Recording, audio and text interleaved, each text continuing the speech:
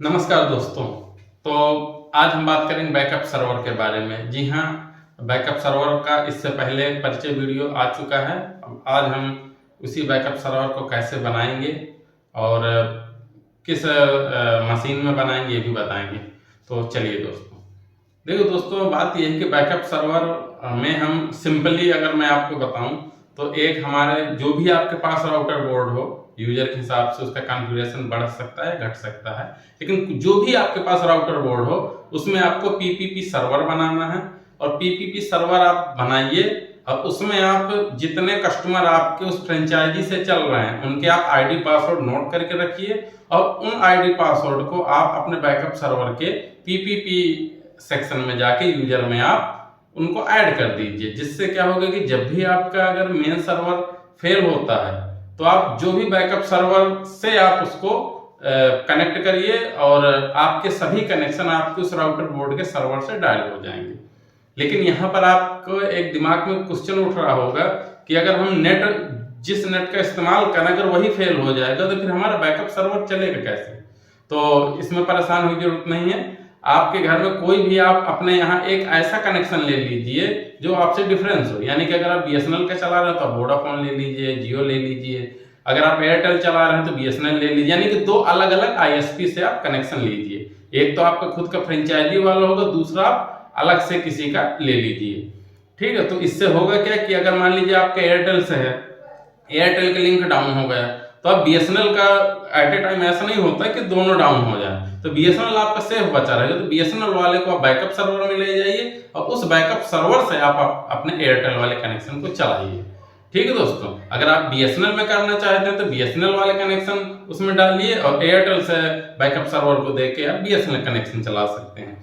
तो ऐसे करके अगर हम बात करें तो एक आपका पर्सनल सर्वर बन जाएगा जिसको आप कनेक्शन आप दे सकते हैं।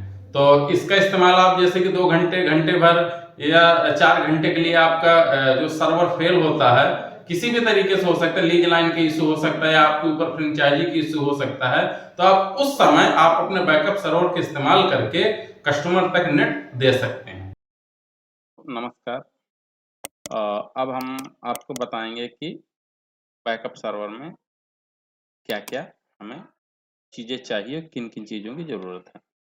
तो दोस्तों, जैसा कि मैं आपको बता दूं कि सबसे पहले तो आपके पास पहले से जो तैयारी होनी चाहिए, आपके पास एक राउटर बोर्ड होना चाहिए, कोई सा भी हो, बशर्ते आप उस कैटेगरी का लीजिए जितने आपको यूजर मैनेज करना हो। ठीक है, जैसे जो हमारे पास है वो हमारे पास RB2011 आप ये मॉडल देख रहे हैं।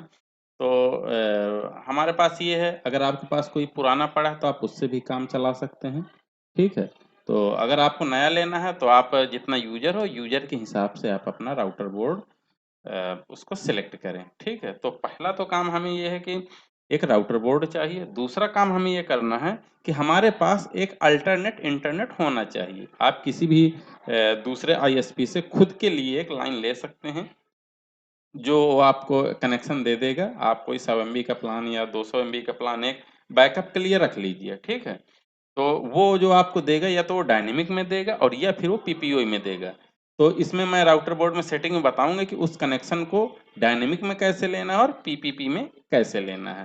तो ये तो हमारे पास दो चीजें हो गई। ठीक है, अब एक हमारे पास ये काम करना है कि आप जो एग्जिस्टिंग आईएसपी से जिस फ्रेंचाइजी से आपने कनेक्शन लिया हुआ है वहां पर आपने यूजर बनाए होंगे। जैसे मेरे केस में अगर मैं बात करूं तो हमने जैसे ये अधिकतर आप सब लोगों को H8 पोर्टल ही मिला होगा। ठीक है, तो आपको क्या करना है कि जो भी H8 पोर्टल है या कोई सा भी पोर्टल है उसको आपको खोलना है। ठीक है, और खोलने के बाद आपको आना है अकाउंट पर, और ये जो जितने आपको यहाँ पर दिख रहे हैं, ठीक है, यूजर आईडी पासवर्ड, ये सभी आपको कॉपी करना है। ठीक है दोस्तों, तो इन सबको आपको कॉपी कर लेना है। ठीक, तो दूसरा काम आपको ये करना है। ऐसा करके जितना यूजर होगा आप सभी का यूजर नेम और पासवर्ड, क्योंकि यही पीपीओ में पड़ेगा, तो पूरा का पूरा हमें कॉपी करना। जैसे कि यूजर नेट हमारा बंद होगा, वैसे ही हम जैसे पीपीओ डायल कराएंगे तो वो सभी यूजर हमारे इस माइक्रोटिक के राउटर बोर्ड में डायल हो जाएंगे। ठीक है, जिससे फायदा ये होगा कि हमें राउटर पर जाकर यानी कस्टमर के राउटर पर जाकर पीपीपी सर्वर को बदलना नहीं पड़ेगा, यानी कि हमें कस्टमर को पता ही नहीं चलेगा कि इन्होंने इंटरनेट बदला हुआ है या कौन सा इंटरनेट मिल रहा है, और उसे यूजर का 2 मिनट में ही सभी बैकअप सर्वर से आपके नेट चालू हो जाएंगे। और यूजर को आप बता दीजिए कि सर ऐसा है कि अभी कुछ सर्वर में अपग्रेडेशन चल रहा है, इस वजह से थोड़ा नेट आपको धीमा मिल सकता है, लेकिन आपको मिलेगा जरूर, ठीक है। जैसा मैंने पहले ही बताया, ना कुछ से कुछ भला, नेट बंद हो जाएगा 2 घंटे के लिए, 1 घंटे के लिए, कस्टमर आपका खून पी लेगा। लेकिन अगर आपको उसको नेट दे रहे हैं, भले धीमा दे, तो कस्टमर कम से कम वो शिकायत तो करेगा लेकिन चल जाएगा आपका, ठीक है। तो इस हिसाब से हमें काम करना है, ठीक है। इसके बाद हमें क्या करना है, जो अगली चीज करना है केबल डायग्राम का, केबल आपको कैसे लगाना है। तो मैं दोस्तों बता दूं कि इसको तो सबसे पहले हम रिसेट कर लेते हैं। ये हमारा राउटर बोर्ड है, तो सबसे पहले इसको हम करना है रिसेट। हमने रिसेट किया है, अभी ये रिबूट होगा, ठीक है। ये रिबूट होगा, इसको करेंगे रिकनेक्ट। थोड़ा समय लेता है 2-4 मिनट का, 2-4 मिनट सॉरी, ज़्यादा बोल गए, 1 मिनट का। अभी आ जाएगी डिवाइस यहाँ पर।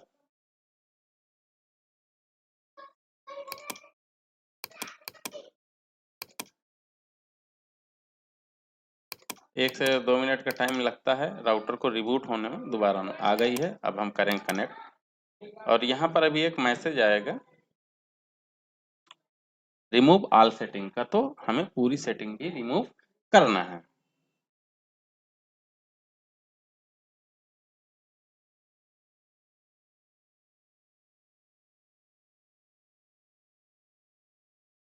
तो आप नहीं जैसे आ रहा, दोबारा एक बार रिफ्रेश करते हैं। अच्छा ठीक है, ये आ गया। अब इसको ओपन किया तो ये आ गया राउटर का ओएस कॉन्फ़िगरेशन रिमूव करने के लिए, जिसको करेंगे रिमूव कॉन्फ़िगरेशन।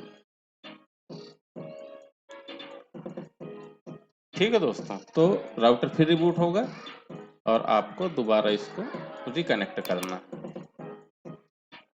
ये हमारे सामने स्क्रीन आ गई। क्योंकि दोस्तों ये वीडियो बहुत बड़ा हो जाएगा, ठीक है, तो इसको हम पार्ट वाइज बनाएंगे। तो सबसे पहले हम इस कंप्यूटर में इंटरनेट की कनेक्टिविटी देंगे, ठीक है। तो इसके लिए सबसे पहले मैं बता दूं, आप इंटरफेस में आएंगे, ठीक है। यहाँ पर आपको ईथर जो 1 है उसमें वैन देना है, यानी कि इसको हम वैन बनाएंगे, यानी कि नेट जो हमें देना, नेट का केबल जो आएगा उसको हम इसी में लगाएंगे, ठीक है। तो हमने इसको वैन नाम दे दिया। बाकी जो हमारे रहेंगे ये सभी लाइन पोर्ट रहेंगे, तो हमने वैन दिया। तो सबसे पहले इसमें नेट इंटर करना है। तो नेट इंटर करने के लिए आपको क्विक सेट में जाना है, ठीक है। यहाँ पर करना है राउटर, ईथर 1 में आप लाइन पोर्ट दे रहे हैं तो ईथर 1 करना है, सॉरी 1 दे रहे हैं इंटरनेट इनपुट, तो ईथर 1 करना है। इसके बाद आपको अगर ऑटोमेटिक यानी डायनेमिक है तो आप डायनेमिक करिए, अगर पीपीओई के जरिए आप इसमें नेट दे रहे हैं तो आप पीपीओई करिए। तो मैं इसको डायनेमिक दे रहा हूं, ठीक है। तो इसको किया मैंने ऑटोमेटिक, और यहाँ पर इसकी कोई आईपी एक राउटर बोर्ड में डाल दीजिए। तो हम इसको डाले दे रहे हैं, इसकी डिफ़ॉल्ट ही डाले दे रहे हैं या आप बदल सकते हैं। चलिए हम बदल देते हैं, 50.1 कर दिया, ठीक है। और इसको करेंगे अप्लाई। अप्लाई के बाद आपको यहाँ पर जैसे अप्लाई करेंगे तो यहाँ पर एक आईपी आ जाएगी, देखिए आपके सामने आ गई, अभी तक नहीं थी। तो ये आईपी हमें उससे मिली है जो हमारा इंटरनेट है, जो इंटरनेट के पीछे राउटर इससे लगा है, उससे हमें ये आईपी मिली है। अब यानी इसमें नेट आ चुका है। इसको नेट कैसे आया इसको चेक करने के लिए आप जाइए टर्मिनल पर और इसमें पिंग कर लीजिए। स्मॉल लेटर में होता है पिंग 8.8.8.8 और इंटर करिए। अगर यहाँ पर ये दे रहा है रिप्लाई, देखिए दे रहा है, तो इसका मतलब इस राउटर बोर्ड में इंटरनेट एक्सेस हो गया, ठीक है। तो इसमें नेट आ चुका है। तो पहला काम हमने कर लिया। अब दूसरा काम हमें ये करना है, ठीक है दोस्तों, कि हमें ब्रिज बनाने, ठीक है। हम आउट कहाँ से लेंगे, उसके लिए ब्रिज बनाना है। तो ब्रिज के लिए आपको जाना है ब्रिज पर।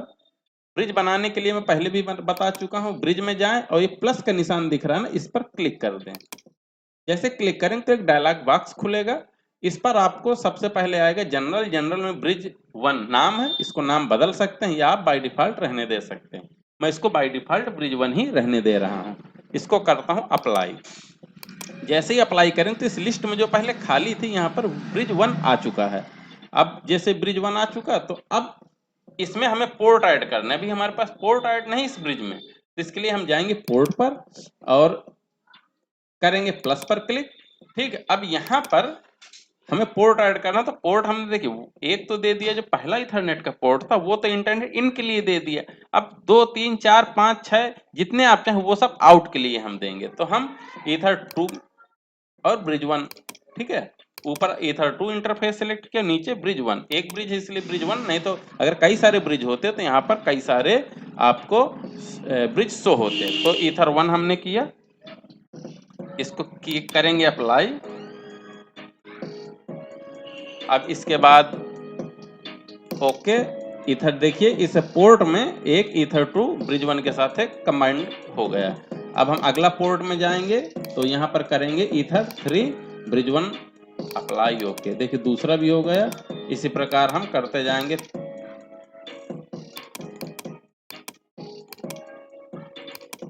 ये देखिए हमने 5 पोर्ट इसमें ऐड कर लिए। और भी करना चाहते हैं तो और भी आप कर लीजिए। ठीक है दोस्तों, अगर हम चाहते हैं कि बाकी कुछ दूसरे पोर्ट बन जाए तो आप उसको अलग से भी उसको कर सकते हैं।